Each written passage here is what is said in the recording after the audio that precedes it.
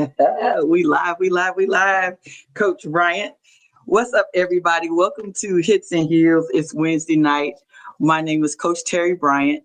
If this is your first time coming on this channel, I'm a football coach. This gentleman right here made me a football coach, and me and my co-host created Hits and Heels because as a female football coach, sometimes we have conversations that other people don't have. But alongside of me being a football coach, I'm also a track coach at the middle school level at the same school that I coach football at. And I have the pleasure of coaching with a really, really great coach. And we won 2 state championships here in Kentucky for middle school back to back. We won a city championship. But when I tell you, my resume ain't got nothing on this one right here. We got a legend. So listen, one of the things that I like to do is we are sponsored by the Lexington African American Sports Hall of Fame. And the Lexington African American Sports Hall of Fame is founded by a track star, Mr. Bobby Jones himself. And what he did was he had created the Hall of Fame because he was a part of a Hall of Fame and there wasn't a lot of Hall of Fame people that here in the Lexington community that should have been in the Hall of Fame. And, we're in Kentucky and sometimes, certain athletes get missed out on, slighted, and don't get the recognition that they do. And so today, what I wanted to do is I wanted to be able to give Coach Mike Holloway recognition and his flowers and a voice and an opportunity to come on my platform to be able to give parts of his story. We're not gonna get the whole story because he's got most of it in the book.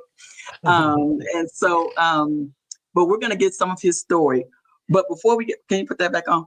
But before we go on, let me tell y'all something. What other coach do y'all know has 14 NCAA championships? Because all we talk about are the legends in football and basketball, all of the, the revenue sports, right? The main revenue sports. So track and field is considered, Coach, right? It's considered a non-revenue sport. Is that how they That's do correct, that? yeah. And I'm going to get you to talk about that and how all that works.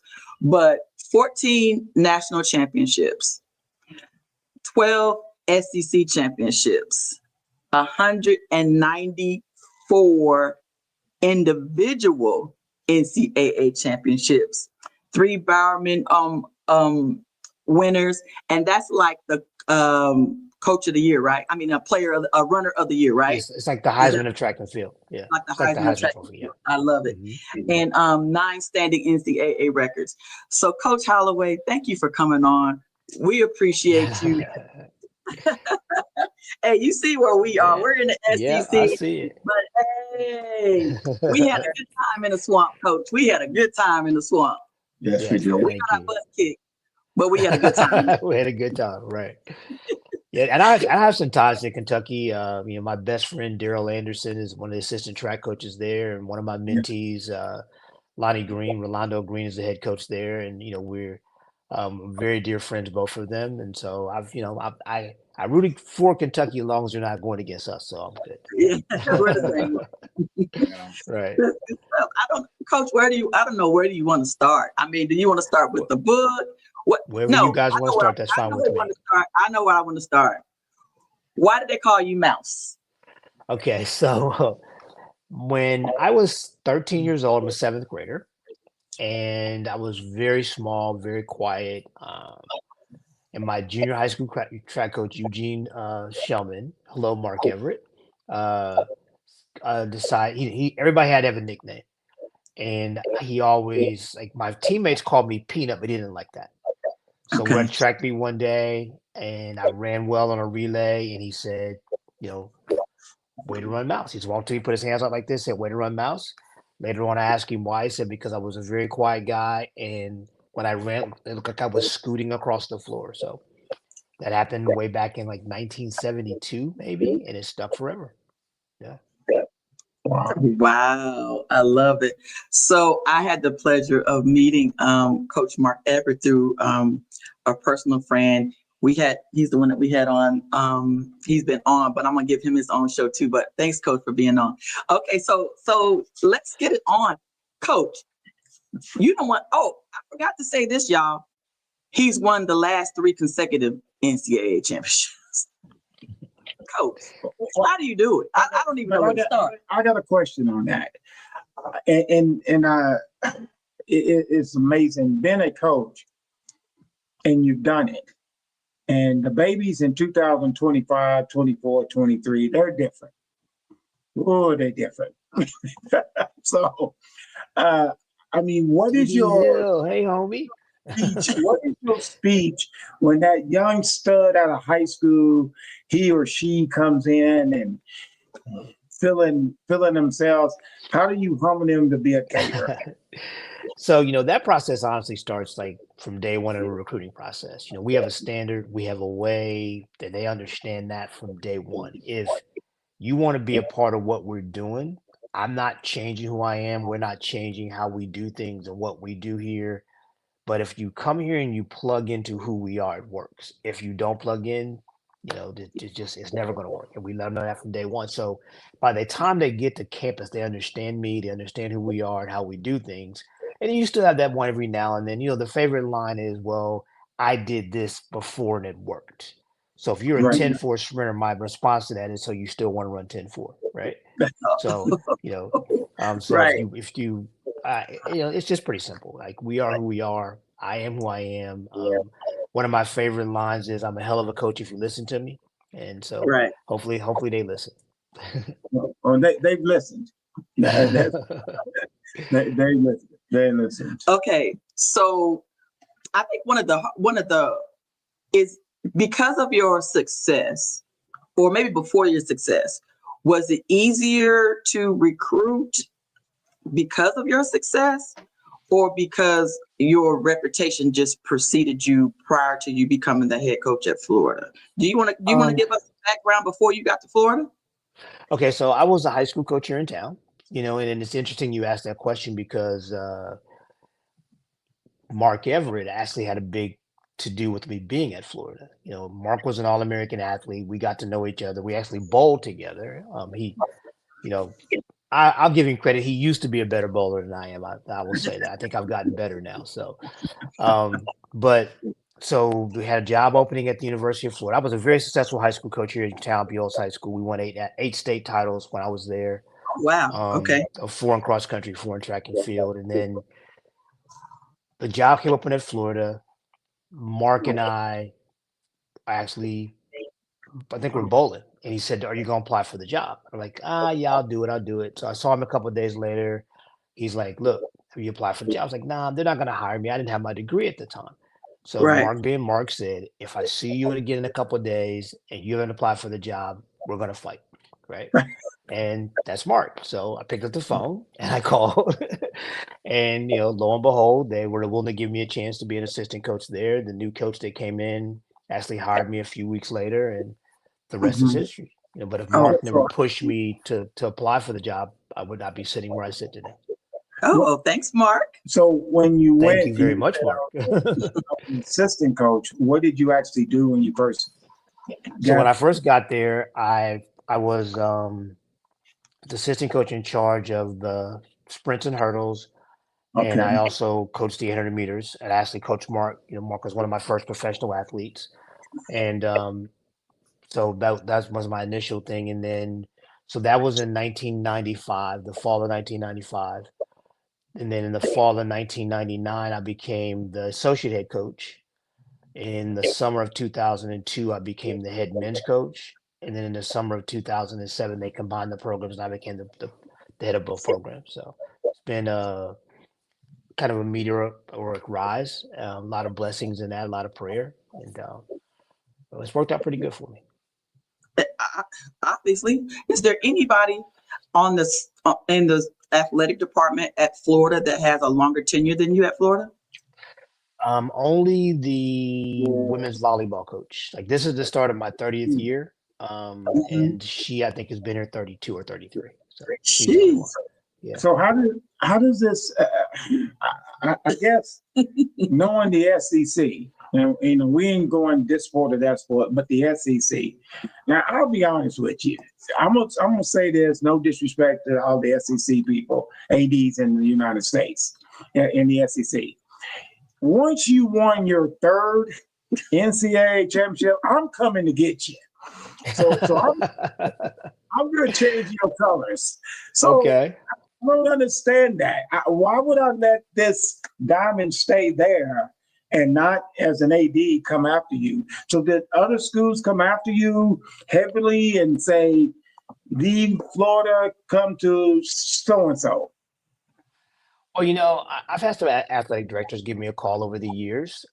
There's nobody that really had enough to entice me to leave. You know, my daughter lives here. My 4 grandchildren are here. Both my son and my daughter were born here. Um, I've been here since I was 17 years old, so it's going to take a lot to get me up out of here. And I get the other that, thing is, man. it's like now that so I'll just put it to you like this. School X calls me, says, "Hey, we have this job. We would like you to come out here." So I start looking at the job, and the salary was good, but I think to myself, so I've got this Lamborghini that I'm driving here in Gainesville, right? That's my team, right? So I'm Right. gonna go out there and start driving a Yugo. That's not a good idea, That right? doesn't make sense. So I Right. will stay here with my Lamborghini. They pay me very well. I have tremendous Mhm. support from my former AD Jeremy Foley and my current AD Scott Strickland. I get everything I need to be successful here, and You like I told one AD, they called me. I'm like, I know where the bank is here in Gainesville. I know where the grocery store is. I know, where I need to go when I try to get to I take my grandson to school every morning. There's nothing that will ever replace Oh, that. So yeah. absolutely. Wow, I can't wait. You can. Oh, we can't wait to that. Oh my God, we've been waiting on that. So anyway, what prompted the book? All these years, why Mhm. was now the best time to write the book? Right. Well, it was something I started working on a little bit before COVID hit. My mom had been after me to write one, my mother-in-law and my wife, and my daughter actually wrote a book herself a while back. And so I I just started writing it. COVID kind of put a stop to it, kind of halted a lot of things. And then after COVID, I started writing again. And my mom got very ill. We thought she was bouncing back, and then she passed away in November of 2022. And I told her just before she passed away, I gave her my word I was going to get this done. And so Okay. once I got myself together, losing her was hard for me. It took me a while to get myself together from that. And then once I did, I started working on it again. And then I got a call from a publishing company asking me if I was interested in writing the book. And I'm like, well, ironically, I've already started on it. So we started working together. Last March, I told him my charge was I wanted to have it done by Christmas, and we worked hard and we got it done. And so the biggest driving force behind it was to finish the book was because I promised my mom I would do it. And I was, honestly upset with myself that I didn't get it done before she passed away. So So in the book, when you wrote it, was you from A to Z in the book? Because I know mhm. sometimes when people write a book, that person, the publisher, if you will, or whoever will put their 2 cents on what they think Right. you're Right. saying. So So my so in the beginning, I'm new to this. I've never written a book before. So in the right, beginning, we'd have conversations about this or that happened. And so the first kind of rewrites I got from them, I was like, nah, this isn't me. I need to do okay, this in my voice. So I said, I'm going to yeah, write this. I need you guys to help me edit it. But, Hmm. so we would actually just meet once a month, and I would send them stuff I wrote over the month, and we just the big thing they did was help me put it together in the right, order and stuff like that. And okay, but it was important to me that it was in my voice. And they, I got to give a shout out to Bright Red Publishing. They were phenomenal throughout the process, but it was important to me that it was in my voice. So I would just sit down, once a week and just spend a couple hours just writing, and until I got it the way I wanted to, And then once we started doing it, I was able to go into the computer and edit things and put things in, and so it was good. A lot of late nights, but it was good. So are there any? So I kind of skimmed through it, and like I offline, I'm gonna ask you about what happened with the jumps coach. So remind me when we offline, unless you want to address that online, No, I will because not address that online. I won't do that. I have to know. Okay. So offline, I'm going to ask you that. Okay.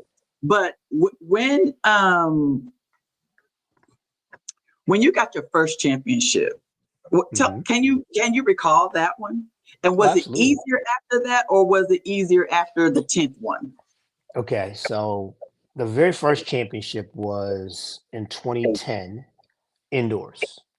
Okay. And the ironic thing about that was in 2009, we were second both indoors and outdoor again. And that kind of been my mantra. Some of my friends started calling me Coach Silver Trophy because we got so many second place trophies, right? Right. So as we got on the plane for the indoor championships in 2010, I remember telling my associate head coach, I was like, it's our time. I think we're the only team in this meet that can get the 50 points. And I remember we had a press conference and with some other schools there at the coach at the press conference. And one of the coaches was like, yeah, I think this is going to be the closest championships you've seen in a long time.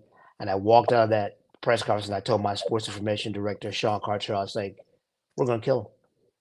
He's like, they have no idea what we're about to do. And it wasn't close. We scored over 50 points and the next place team was in the 30s, as that other coach thought. But and that one was just kind of euphoric because I sat there. I remember walking back to the 4x4 team and going, guys, I got great news for you. And they're like, what's that, coach? I'm like, we're the national champions. We can't be beaten. I said, but we need to close out this meet with a great relay and a great effort so they remember who we are.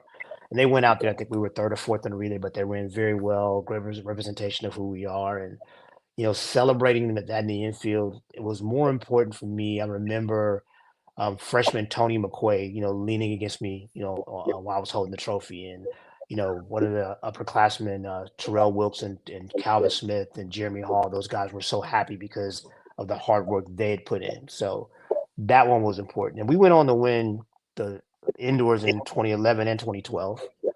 And then we won our first outdoor title in 2012 as well. So that's go ahead, please. So how many silvers were there before the championship? Goodness. So we were second twice in 2004, twice in 2005, and twice. So we were 6 silver trophies before we won.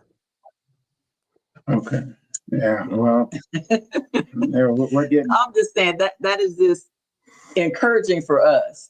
Because, we're only 6 seasons in, but we've been in 3 championships and we have 3 silver trophies. Yeah, we've done well as well. We're 44 and 11. The golds are coming. Just keep pressing, trust me. And see, here's the thing about it, and I tell people this all the time. Like, you ask me, like, if it's become more difficult to win. I don't think it's become more difficult at all, because if we just stick to the script. The reason we didn't win early on was, 1, there were some great teams we were battling against.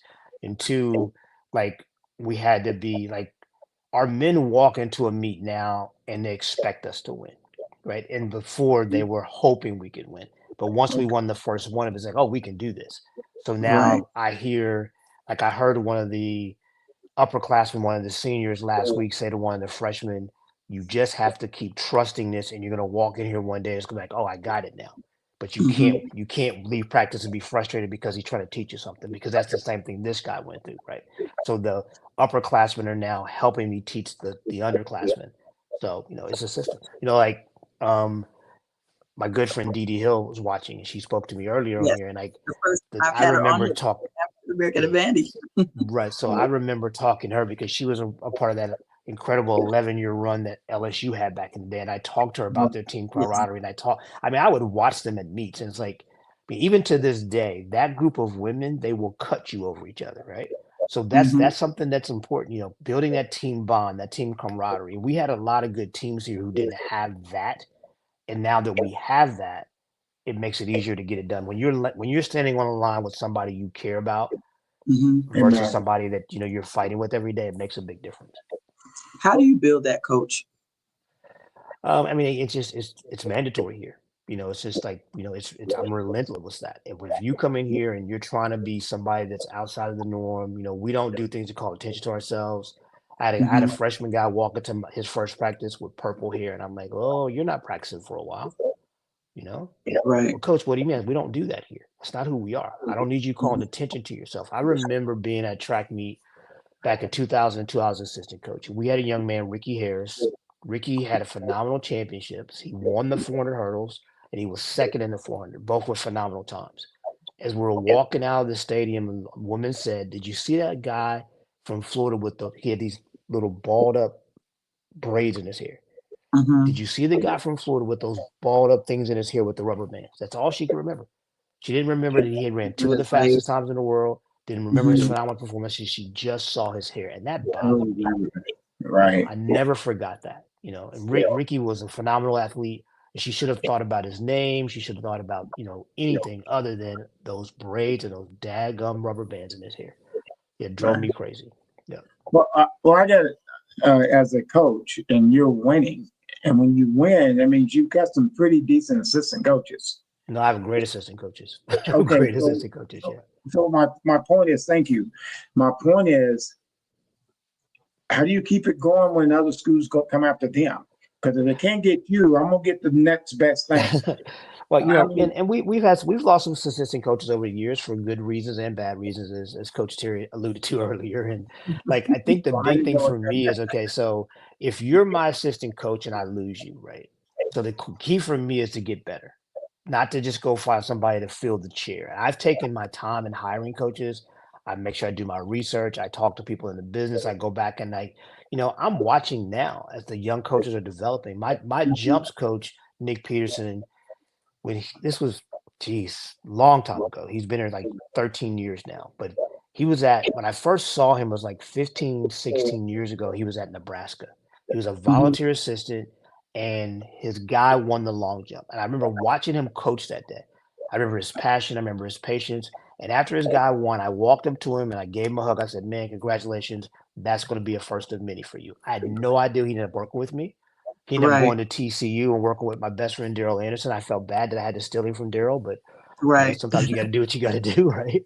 But I mean, so when I lose an assistant coach, my charge is to get better. My charge is to find somebody that can do better than that former person did, and it takes time and it takes effort.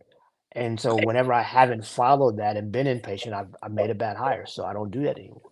And luckily, Right. the university pays our coaches very well. We have an incredible bonus structure here, so it's a little harder for them to get to them now. But Mm-hmm. if one of them decides to leave, I have to be prepared to find somebody that's a little better than they are. okay. Oh wow. Okay, so so the pay is good. Well, I think But that's good to know because again, I think people don't realize can you explain to what it means that track is a non-revenue sport? Can you explain that So and how basically, that just whole basically, thing works? we don't produce any money to help run the program. Like all of the things that we get are basically from the revenue that football and basketball produce and donations. Like our athletic association here at the University of Florida, we're a separate entity from the school. So we're technically a nonprofit, which I know that makes no sense whatsoever, but that's technically what they are. So all of our scholarship dollars and funding is generated from booster donations. So that's how the programs are run. And obviously, when football is doing well and basketball are doing well like they are now, then there's a lot more cash flow. But Mhm. we're not. We have 2 meets a year, and we try to break even on those 2 meets. We might make a couple of $1,000s, but we're not generating any kind of income that's going to help Mhm. us sustain this program. So all of our everything that we get comes from the boosters, donations. I do a little fundraising sometimes myself, but the majority of it, comes from the boosters and the athletic association, the money that football and basketball generate. okay. So how did you feel about when the whole NIL came out after I coaching mean, all these years? What was your yeah, take on that? I mean, I had no problem with NIL. I think it's still a mess. I think they just kind of threw it out there. Now they can't contain it. I don't think that with the way it's gone wasn't the purpose of it. But I don't ever see why there's a problem with someone profiting from their own, from their own name. Their own image, their own likeness, right? So how's that a problem? I think it has to be regulated or something because it's not the whole name and image and likeness thing has gotten out of control. It's more the collectives. It's because and they're two different things now. The Yes, it's two different collectives is things. where all the big money is. The Mhm. name, image, and likeness is people out there doing commercials, and there's very few people doing that. But Mhm. because of you now can give the athletes these funds, the schools that have the bigger collectives, the schools that have the bigger corporations behind them are the ones that can give more money. So that's just the way the world we live in right now. Well, I thought when the NIL came out, it was a person or persons judges that decided that was going to happen, but they didn't have to deal with it. You Right. know, it's easy. Am I right, Coach? It feels like I can make a decision, but I ain't the one that's got to figure it out, figure the decision Right. out. Right. And, See, that's what they do. They make a decision, and then everybody goes crazy with it. They say make a decision. They don't put any rules or parameters around the decision. right, So then they right. try to come back in, and we try to put everything back in a can. And it's too late. The can's open now. You can't put the worms back in it. They're just going. So now there's another thing out there. This new house settlement they're talking about with profit sharing and all that stuff, and that's going to be settled here in April or May. And then guess what? And then it's going to be another big can of worms that gets opened up. So, luckily for me, I've got 9 years left on my contract. So I want to get through my 9 years, and then we'll make a decision if I still want to deal with this or not. So. 9 years? Oh, that's amazing. Yeah. So personal life, you married, got kids? I'm married. Have my daughter Michelle from my previous marriage. She's 38 years old. She has 4 grandkids: Alana, Jordan, Anaya, and Amari. They are 18, 16, 15, and 10. And then my son Michael from my current marriage, he's 23. He graduated from Florida in December of 23. He was a triple jumper on the team and SEC scorer, and he still lives here in town. He's a photographer, and he's still jumping, trying to chase that Olympic dream a little bit for a little while. So, but he's doing well. Well, that was my next question. How many young people that you've coached went on to the Olympics? I can tell you it's been a bunch. I don't know the exact number, but I'll put it to you like this, that I have had somebody at every Olympiad that I was personally coaching, every Olympiad since 1992. Wow. Right. Wow. Well, And you were the coach? I need a calculator. Hold on. I said, what coach of the 2020? I was the head coach for the men for the 2021 Olympic Games. Yes, I was. That's huge. Now, how that was the rules different? NCAA rules and Olympian rules? There's a big difference. And I'll be honest with you, so let's just put this out there. Okay. As a head Olympic coach, you're a figurehead. You're not coaching anybody. Unless you have your own athlete. I was fortunate if I had my own athletes on the team. But if you're a coach that has somebody on the team, you're just a figurehead. You're just somebody to make sure the paperwork gets turned in on time. You're somebody that speaks to the media if there's an issue. You're basically there to make sure that the athletes and the personal coaches get what they need to make their athletes successful. I mean, don't get me wrong. It's a wonderful, recognition. It's a wonderful title to have. But my goal was never to be the head Olympic coach. It was to be a coach of Olympians. That was always my goal. Okay. Yeah. And I have to give credit to Mark Everett and Dennis Mitchell for introducing me to that world. So. Okay. Because who'd you just have recently? Grant Holloway. No relation? No, we think there's a possibility. It's the weirdest thing. So we've done Ancestry, and both of us just did it and not even paying attention to it. But through efforts from talking to his grandparents and talking to my dad before he passed away, and my stepmom. So Grant's father, grandfather, and great grandfather, my father, grandfather, and great grandfather are all born in the same county in Georgia. Now, don't make me try to remind what county it is, and it's a pretty big county. It's not like it's a small county, but it's hard to believe that there's not somewhere we're connected. We just can't find it right now. Okay, gotcha. And I'll be honest with you, we're not looking that hard. So that's the other part of it. So we'll, for official sake, we'll say we're not related, but we believe in our hearts that we are. So y'all are related. Yeah. That's pretty good. Yeah, I mean, if my last name was Holloway, we'd be cousins. Hey, what's up, cuz? Wow. This is a good question right here. All right, glasses came on. Okay. You know about kids chasing rabbits from sugar canes, which determine their speed. Some played in the famed Moke Bowl. What's the Moke Bowl, Coach? I have no idea. Really? Now I've heard about kids chasing rabbits, but away from the shit. But I don't know about the Moke Bowl. I've never heard of that one. Yeah. Okay, we don't know that one. Okay. So, this is a good question. What's going on? Will your athletes get 5 years of eligibility if they add that fifth year? I mean, I think so. There's two caveats to this right now. So there's the talk out there that everybody's just going to get 5 years now. So I'm sure Okay. that would encompass anybody that's in school now, plus anybody else that you sign. Okay. The other caveat to this is also this whole thing with the JUCO thing. So Yes. that's the other side of this. So if the JUCO doesn't count, so it's like the guy from Vanderbilt just sued him and got another year. Yes. So now let's not think that somebody else is not about to sue him again, right? Absolutely. So we need to keep an eye on that, because the thought with that is that the JUCO is going to now just be used more as a preparatory school. So you can spend 2 years at a JUCO and then come spend and then 4 or 5 years. So you're going to have a lot of real grown people running around. So. That's what we talked about with football. Well, and the thing is, I want to know, which I probably won't, and nobody will, but the quarterback who is speaking of Vandy, what is your attorney, what are you saying to justify something that's been a fact for years and years and years? I mean, you can't be the only one that sit there and go, I want 4 years. Right.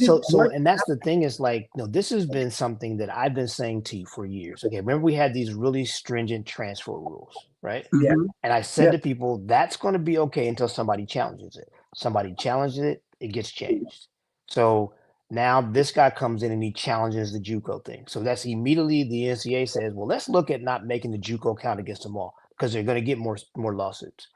So the new ruling they just put out is that anybody that's graduating now that spent more than 1 year at a JUCO, they get another year on top of it after this year. That's to blanket, to kind of cover the Vanderbilt situation. Okay. But we got to believe there's something more coming behind it somewhere. But I think that's the whole thing, is like everything that's been done is just somebody that said, why is the NCAA the end all tell all? We need to challenge them and change some of these rules. And like, remember the transfer rules, you just have to be able to get permission from your current head coach to talk to other people. Right. And it was 1 year where you had to sit out a year. Then you had to sit out a year if they didn't release you, right?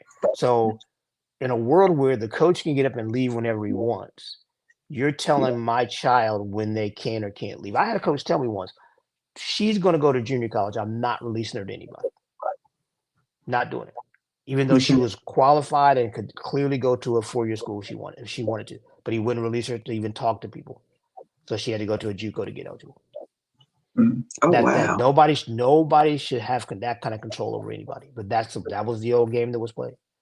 Right. Also, do you think, Coach, that certain rules and certain things change because certain people get older, retire, and then you get a new group in, and that seat, like Terry in the seat of the NCAA, no way, we're not changing, we're going to fight this. And he could have prolonged it. The NCAA could have prolonged the Vandy guy if they wanted to. They did not have to see, the problem is that they're not going to run the risk of losing a lawsuit and have to pay money for it. Because even if they're defending themselves, that they have to pay their lawyers to defend them, right? So at the end of the day, a lot of times it's a fiscal thing, and they just, hey, we might as well just make a decision, get this done, because there's a lot of things that the NCAA have done over the years. There is no NCAAs if there are no athletes. Let's think about that. If all the athletes step up and go, hey, we're boycotting, we're not doing anything, right? The NCAA's got a problem, right? So we need to start making sure that the athletes are taken care of, the athletes are benefited, and that's what's going on right now, because somebody stood up to them. And now, see, remember the O'Bannon case? See, that was kind of the thing that sparked everything. Ever since the O'Bannon case, people realize if we want to get something done, we'll just file a lawsuit and we'll challenge it. Okay, but O'Bannon case, until everything got changed, was years. That's what I meant by they did not have to make a quick decision on the Vandy kid, because O'Bannon case would make sense. Okay, we played our years. We ain't playing in the NCAA tournament. Okay, we're not playing in the NCAA tournament unless we get this. You got his own likeness of the NCAA. And I guess that's my thing, is that the people that sit in the seats they can't be the same people that was with those Oh, bandits. it's the same people. It's A the lot of them exact are the same. same people. Yeah, yeah. I- But again, I I'm think glad that the they biggest changed. thing Don't is get me they wrong. understand the changing current of it all, and Okay. that we're living in a climate where everything is about the athlete. Think about it. It started with the cost of attendance, and then came the academic incentive. So everything that's been changed, and then came the name, image, and likeness. So everything that's been changed is the climate is we must take care of the student athlete. So when he comes along and says, I'm being charged for something I shouldn't be charged from as far as eligibility standpoint goes, when they look at Mhm. it, clearly they thought they were going to lose, or they wouldn't have granted it to him. Yeah, good answer. Yeah. That's good stuff. Okay, so let's go back to you. You Okay. said you got 9 more years on your Yes. contract. Yes, ma'am. Uh-oh. Coach, what keeps you going? I mean, I have a great passion 30, for 31, 32 years? say again. And you said you're 32 years in, 31 years in? This is my 30th year here at the University of Florida. And I spent about 15 years coaching at high school. Right. So, but I the thing that keeps me going is I have a love for young folks. I have a young for developing them and helping them, develop into great people. That's my biggest thing. I want to make people better people. That's kind of Yes. my mantra.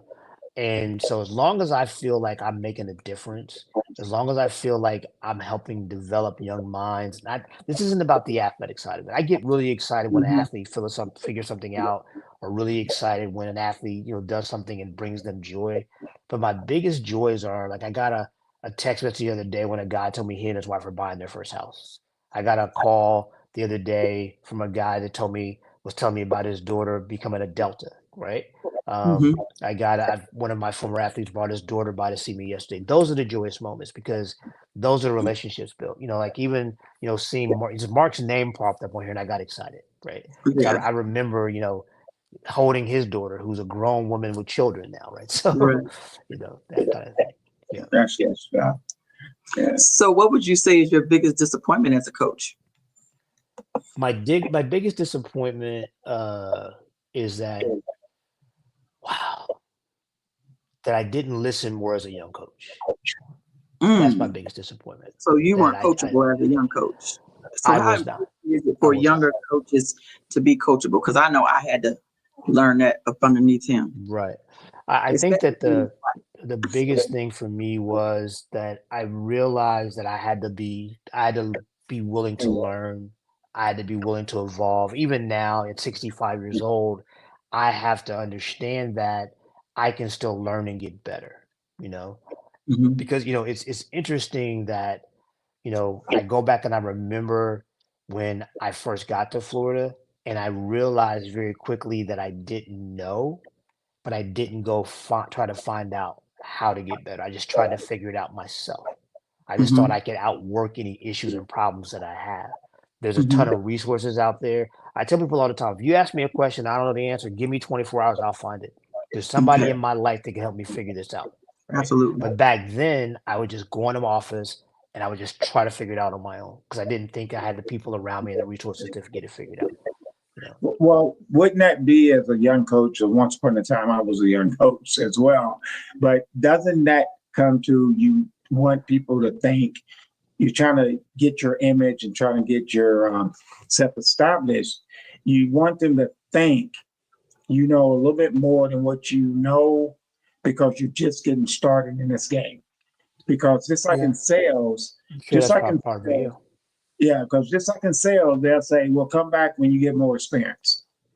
And when you coach and when you say something, I can say something now, just like you. I've been doing this for a long time as well, and people don't question it. If they do, they don't do it in front of me. Because I like you've earned that. So in the beginning, wouldn't that make you a little hesitant? To keep asking questions. No, like I mean, I've always been a very confident guy, Okay. so I just maybe I was a little bit too confident back then. But I think the Mm. biggest thing for me, and here's the one thing that I figured out, and this is a quote that I'm stealing it from somebody. I'm not even sure I'm stealing it from. But Okay. people don't care how much you know until they know how much you Know how care, much you care. right? Yeah. Yeah, I So love that's something I had to figure out is I had to show them that I cared about them more as people than I did as an athlete. Yeah. When I talk to athletes now, we talk about performances, we talk about things we think they can do here, but I don't talk about these athletes because I see these amount of points they can score for my team. I really look at athletes and like, this is where I think I can get you to as an athlete, but more importantly, as a person. Yeah. All right. I like that. Yeah. And the kids know that they know if you care. And Yes, and that's a fact. I mean, you can't comment a young athlete, a young person, because I mean, I had a little thing that I did was called the terror zone, and you tick me off where you done something in the classroom, and I would go, welcome, welcome, welcome to the terror zone, and every kid would, oh my gosh. I mean, you decide if you still want to stay on this team, and but after they got done, they were like, I got it, coach. I got it. And then you realize I wasn't doing it attacking them. And that's what, you've done for many, many years at Florida. So that's amazing. Now, did your wife help you with some of that decision as you got older? Did she say, baby, you might have been a little bit too rough on him? I get those conversations. I don't get rough very often, so when I do, it's warranted. So she's a little softer than I am, so sometimes she thinks I'm hard, but most times it's like that's kind of my territory, like her job is, the home and all that stuff. So we let her take care of that. But when it comes to the coaching side of things, she just kind of lets me do my job and she doesn't bother me. But every now and then she'll be like, hey, that was a little rough. And I'm like, well, sometimes rough is required. It is. It is. I think he's soft. I'm like, dang, man, you done got soft. This is football. My thing is, I'm not a cusser. I think one time I was coaching in high school and I was saying, God, there is a God. And I would yell at this kid, there is a God, because he's keeping me right here. He's not making me go over there. He's not letting me. Or I would say, weighing down on me. And another coach said, don't be laughing. He's cussing you out in the way he does. He's not happy. So when you get angry, what is yours? Is it you have a certain saying you say, and when you say it, everybody goes. Like I think, okay, so I have a symbol, right? I have a baseball bat, right? So I bring the baseball bat, I just take it out and I sit it where everybody can see it, and they understand, okay, this is a serious workout today. Like we're not playing, this is serious. Like, and I'm not angry and I'm not trying to be angry, but this is my symbol for you to know that we're going to dot our I's, we're going to cross our T's, and we're going to get this done right today. Right. Now, every now and then it might be a day where I didn't think the bat was required. I'll say one of the managers, can somebody go get the bat, please? Because clearly they forgot what we're doing today. Right. So, I'm not going to tell you I never curse. I don't curse much. But God's still working on me in that right now. I've gotten better as I've gotten older.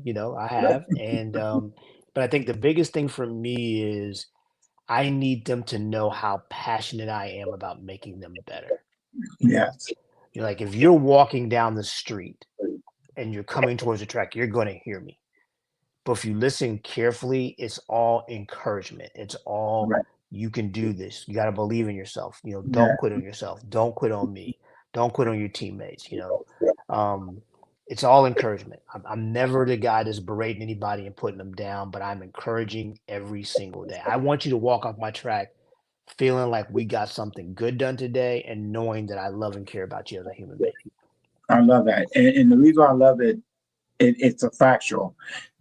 We just met you, reading your book, and it's because how you know a coach is real is when your former players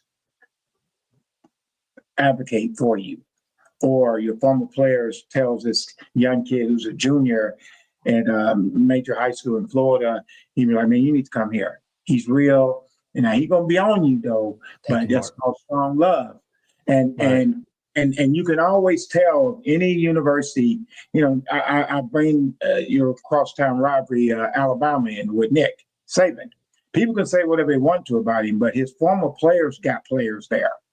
Mm-hmm. His players that was leaving Because if you want to know how a coach is, ask a senior that didn't play a lot. Mm-hmm. Ask a senior that didn't run a lot, that wasn't the Right. superstar. Ask that. How did that coach treat you? How did that Right. coaching staff treat you? And I always think that's a big plus. And obviously, your what you've done in your past means you doing what you say you do. And I love that. I love that. Thank you so much. I appreciate that. I love that. I want to go into like technique. Am I allowed to do that? Because sure, I'll try to help you if I can. Before in the book was the secret. Let me do this. I always end up leaving. Okay. See, this is my philosophy of track. Okay. I had to run track, had no choice in high school because the defensive coordinator in my high school was a track coach. And then I used to go like this, and I look to my right, I look to my left, and I go, Mom, I'm coming in third. So technique I didn't have. So I'm looking forward to go downstairs and hearing your question, Coach. Again, it was an honor. I really mean that, of meeting you. I've seen you many, many times doing your thing with your team, and good luck, SEC Gators, and good luck in your next 9 years. Thank you so much. I appreciate that, Coach. Thank you so much. They're going to come and add 4 more. You know that, right? Oh, that's okay. We can have that discussion when the time comes. I want to make sure I give them a reason to try to add 4 more. That's my goal. There you go. Amen. Yeah. God bless, Coach. Very nice meeting you. God bless you too. Thank you so much. Nice meeting you as well. Okay, so we start track, I think, in a couple of weeks. So one of the things that I learned last year, well, first I took a break. Because our son was playing baseball. So I took a break from coaching track because track was during baseball season. So, and then when he went to Kentucky, I was able to go back to coaching track. And so, of course, the kids are totally different now than what they were 5, 6 years ago when I was coaching. And so I was struggling my first year. And then last year, I kind of just waited. We took, I think last season, we took 6 in the state. And so I thought that was really, really good. We had a back-to-back state champion in the hurdles with no tech. We have no hurdles, no track at the school. So, wow. we're doing things real on the football field, trying to train kids on the football field. So it's real. I don't know. It's like running without spikes. So how do you, you're on the college level. How many times have you had to redo a technique, or do you make sure that they at least have the fundamentals before coming in so that you don't have to just start all over? Is that part of your yeah, I mean, like, is that part of your recruiting? No, that's not part of my recruiting. Also, I call those the ready-mades, right? A lot of people want the ready-mades, already fast, already technical. I don't mind coaching. So I actually like the clay that I can mold. I like going to the track meets and finding, the athlete. I'm like, yeah, that's the one. Like we can do something with that one, right? It doesn't always have to be. A lot of the better guys and girls we've had here haven't been the number 1 recruit in the country, but they're the number 1. We had a young man, Ryan Willie came here. He ran 46.6 in high school. 4 years later, he was 44.2. Those are the people I want to work with. Yeah. Right. I get excited about working with those people. Mm-hmm. Yeah. So from a technical standpoint, what do you see?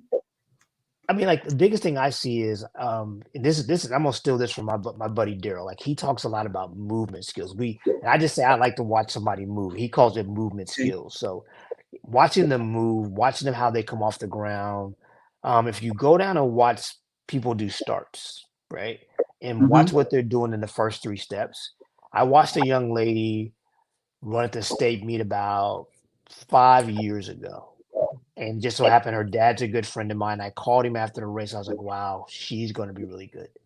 He goes, watch it because she's running fast and she's doing nothing out of the blocks. Now, I ended up losing her in recruiting awards and she's a sprint All-American now, but I saw it coming, So just being able to watch and understand how you can improve an athlete's ability to move, get them stronger. There's a lot of, intricacies in which we could be all night talking about that stuff. But the biggest thing is that as a coach, having an eye and being able to see where this athlete might be in 4 or 5 years versus where they're doing right now. Like a lot of people, like my mentor Brooks Johnson, who passed away last summer, would always say to me, "Don't recruit off the track and field news list." Because if you go to the track and field news list, the all-time list, very few of those athletes are the ones who go on to become Olympians. And I'm gonna pick on Mark again. If I remember, Mark was like a 152 or And 151 half 800. miler in high school, and he ran 143. Oh, wow. Yeah, yeah. So those are the ones we want to be able to work with, the guys that have the ability to develop, the girls that have the ability to develop, and because some of the ones that have been coached, I call it that they've been coached hard. Those are the hardest ones to get to improve when they get to college too. So, Oh, okay. Okay. Okay. So let me ask this. So how do you feel about dual athletes? So of course, a lot of football players kind of run track. Matter of fact, I think Grant was a football. No, in high he school, chose in high he chose school. track. Yeah, He chose track over because he got an offer to Georgia to play football, right? Yes, and he he did. chose Yep. to go to you to Yeah. run track. So how do you feel about the dual athletes? I mean, my first NCAA champion, John Capel, was a football track guy, right? Okay. But those days are probably done now because these guys are making millions of dollars, you know. So the football coach is going to be like, "I'm not paying you $500,000 or more a year to go out there and be running around that track." So yeah, so I don't think you'll see very many more of those. But I love the dual athlete because if a guy stands up and plays in front of 100,000 people every Saturday, he doesn't get nervous before track meet, right? So yeah, so I don't mind that at all. Oh, that makes sense. I think Mr. Brown had asked the question. He said, "How do you get track athletes to ease their anxiety in the starter box?" We talk a lot about just execution. Like one of the cues I give is if you're in the starting blocks, I don't want you worrying about the people around you. Like when you take care of your lane, your space. When you get into the blocks, think about what you're going to do, and the gun sets you off to do it. But if you're worried about, I got to be the first person from the blocks, I got to be this, you're focusing on the wrong things. So we do a lot of work in practice prepping them so that movement is natural. We do enough starts and enough things to make them feel so when the gun goes off, it just happens. It's not something they have to think about. So it's not reactive as active, right? Okay, gotcha. So I'm gonna go the opposite of the other question I asked. Did you have any track athletes that become football players, or maybe they went pro in the NFL or anything like that? Did you have No, opposite? ma'am. I Nothing have like that. Oh wow, that's surprising. Well, because the problem you have is because remember, if you're a track athlete, you're on track scholarship, you can't play football in college. Oh, Because if you're on track scholarship, but if you're on a track scholarship, you can a football scholarship, you can run track. But if you're on track scholarship, you can't play football. Oh, gotcha. Right. I didn't know that. Okay, Right. that makes sense. That makes a lot of sense. Yeah, that makes a lot of sense. Okay, so I had one question that I wanted to ask. Hold on. What does the legacy of being one of the only 2 Black coaches in NCAA that has won over 10 championships? I'll be honest with you. Next week we might have, well, for the first time we'll have a Black coach coaching in the College Football Hall of Fame. Right. But of course we have lots of track coaches that are Black in track. But you got 10 championships. Well, so I will say it to you like this. I'm very proud to be an African American, but I don't want to be judged. I don't want to be known as a great coach because I'm Black, right? I want to be known like Mike Holloway was a great track coach. I don't want Mike Holloway was a great Black track coach, right? So, like I say to people, when you see me for who I am, for what I am, and what I do. Don't label me as a Black coach. I want to be known as a great coach. I want to be known as a great human being. For somebody to judge me and say, well, because it's just a label that I'm not sure. Don't get me wrong. I'm happy for Marcus Freeman, but I don't want people to say he's the first Black coach. He's a great coach that got Notre Dame there. Because the focus shouldn't be on the color of his skin because that guy's coaching his butt off. Now I'm an Ohio State fan, so I hope we rip their hearts out. But I'm happy that he's there, right? And I know my girl Dee Hill's all OHIO right there with me. So. Oh yes, Dee's from Cincinnati, right? Yes, ma'am. Yeah. I'll have to send you the video when I had her featured on here. She was Okay. she was really, really good. I definitely appreciate her. I met her when she was coaching at Vandy, and I went to the track to go meet her personally when he was there. That's why I said I can't wait till SEC championship when you come here. Yeah, it's gonna be fun. I'm excited about it. Yeah. It's gonna be fun. I've talked to some people about it. We're working on doing a book signing. I don't know if we're gonna pull it off because y'all got a lot going on. Unless you can come that day before. I don't know if you can come that Tuesday. Yeah, we'll figure it out. So we'll see what we got there. So what would you give advice to? I mean, I'm still a young coach. What would you give advice to young coaches that maybe want to pursue track? Because I'm in the middle school level, so we're kind of getting them. We're trying to prepare them for high school. What are they missing that maybe we're dropping the ball at that we really need to be paying attention to on my level, so that you guys don't have to put in a whole lot of work on the back end? Well, I'm not afraid of the work, so I'm not worried about you doing things so I don't have to work hard.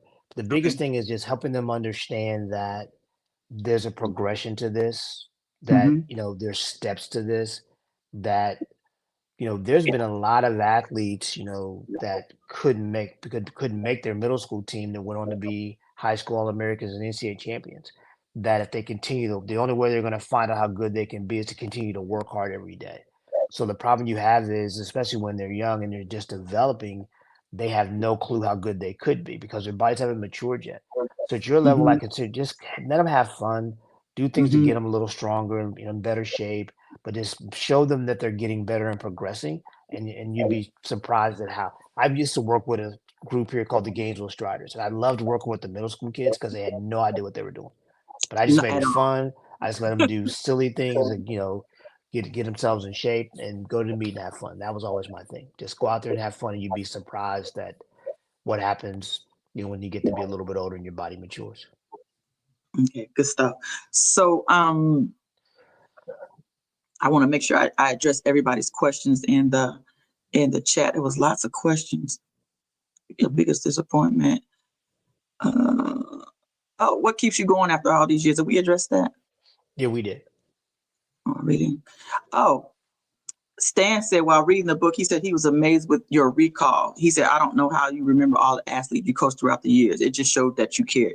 That is, but I love that because again, sometimes when we'll be out and about and Coach Brian will have somebody come in and he's like, oh my God, I hadn't seen him in 20 years. 25 years and still know their names. And I hope that I'm that type of coach in 20 years where that I'm still able to recall the names of my athletes that I've coached. Okay, what we're gonna wrap this up. What is something that you have never addressed publicly and have not had the platform that you would like to say? Oh, wow. I'm a pretty outspoken guy, so I'm not sure there's everything I've never had to say. I can tell you one thing that I think that we need to do a better job of is, recognizing what you're doing, supporting the efforts of women that are trying to showcase your talents, right? So being more supportive of that. I think that's important. As I'm trying to educate my 3 granddaughters, I realize that they struggle with the recognition that they deserve for the things that they do. And I think that whether it be this platform, whether it be in coaching, we get a lot of talk about we need to have more women do this. I don't think there's any woman out there that wants to be given something because she's a female. But when you're doing a good job, don't not recognize me because I'm a female. That's my big thing, right? Like give you your flowers now. Don't wait something. Oh man, Coach Terry was phenomenal. I'll tell you that now, right? Like don't wait until later on and go, man, she was doing a great job. Tune in. I'm gonna tune in as much as I can now, right? Well, thank you. I mean, that was one of the reasons why I kind of created it because I felt like, well, first of all, there's no female football coaches for one, and then there's no husbands putting their wife on their staff, right? Too. So I really love our story, and I really wanted to kind of put it out there like that. So I've kind of made him my co-host because most people like when we're both on, and he brings a lot of insight. And so I appreciate that. But I appreciate being able to reach out and contact legends like you, and you say yes.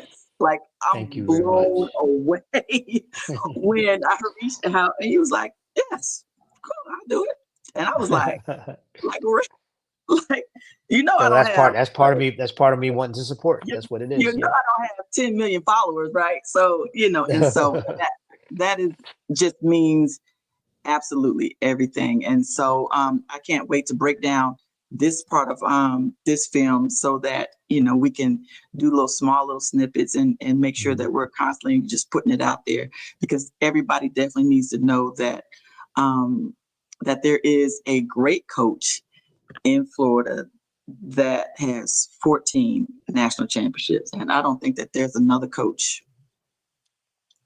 Is there who else has more? Like, period. I don't think there's anybody right now that has more. Yeah, like John McDonald in Arkansas was another planet, right? Yeah. He won like 40, so something crazy like that, 38 or 40. Yeah. John McDonald, he was at Arkansas. He's the standard. I don't think I have enough time to catch him, but yeah. John McDonald at Arkansas. He coaches track or something else? No, he passed away. He passed away. He was track and cross country. He was a track and cross country, and he has 40 championships. I believe he's either 38 or 40. Yeah, I'll look it up. Yeah, I'll look it up. Oh my God, that's amazing. Never heard of it. Right. Is that what Tyson ran for it when he was at Arkansas? Was he there when Tyson was there? Okay. Yeah. Okay. Yeah. So Tyson's from Lexington. So we inducted him into our Lexington African American Sports Hall of Fame. So I went to track with his family, and me and his sister coached track together middle school. Okay. So that's how I was able to get the pleasure of meeting Tyson. So anything else you want to address besides the fact you got a link? You got a website, a link to your I book? think that basically just go to Amazon. Just go to Amazon, type in the Holloway, and it pops up, and order away. Pop right up, and y'all go and order y'all's book. Yeah, and if you happen to be someplace where I am and run up to me, I promise you I'll autograph. I will not turn you away. Give you my word on that. So he'll be here in May the 15th, 16th, and 17th. He will be here in Lexington for the SEC championship. And so I'm trying to schedule a book signing. If not, then still go get your book, and then, you know, try to catch him at the track, see if y'all can get y'all. I got you. I promise you. Because I can't wait to meet you in person and get mine signed. Because I'm getting get mine. I absolutely can't wait. Anything else we want to talk about besides how great you are? Well, I appreciate you saying that. I appreciate you having me on, and thank you for promoting the book, and thank you for all your wonderful questions. And it was good to just seeing Dee Hill's name and Mark Everett's names pop up were great. They're two very good friends, and both of them have been a part of my journey, so it's awesome. I'll tell you what. Thank you. So for those that don't know, Mark Everett and DeAndre are both Olympians. What is it that? Yes. How honored I am to have an Olympic coach and also to have two Olympians show up on and I've had both of them on my show. Both of them have been on my show. Mark just hasn't had his own, but he's it's coming. He's going to have his own. But your testimony, it's very inspirational. Your testimony was absolutely admirable. I hope that everybody gets to know who you are and maybe even get to start following track. I don't understand how people just don't get in track and field. Like when the Olympics comes on, the best part of the Olympics is the track and field. I don't care what nobody says. Right. I mean, it's better than the basketball. It's better than swimming, the gymnastics, all the other stuff. Track and field is the Olympics. So I don't know why people don't get into it more. But so, Coach, thank you again. You're I very appreciate welcome. you. I'm gonna end the stream, but don't log off. So everybody, just y'all see this hits and heels. All of you all that are watching on YouTube, make sure you subscribe, so that way when we go live, you guys can come on and chime on. I appreciate everybody's input and your questions and your engagement and your support. I appreciate y'all so much. I love you, and we'll check next time.